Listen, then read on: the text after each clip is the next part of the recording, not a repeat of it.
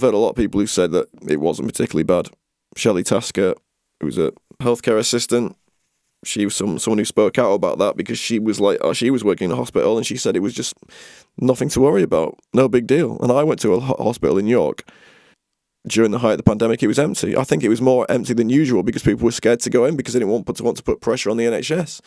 So there's an argument to be made that a lot of that first spike of deaths in 2020, it was a mixture of just lockdown deaths because people who were genuinely ill didn't actually probably go to the NHS because they were scared and they were trying to protect the NHS.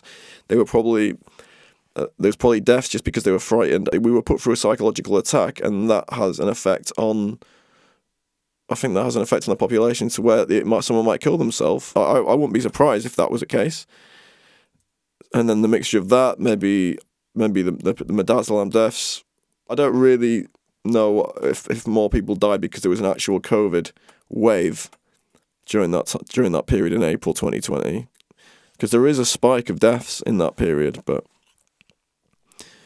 I don't think it's like because people are passing around this virus and they're all dying from it, because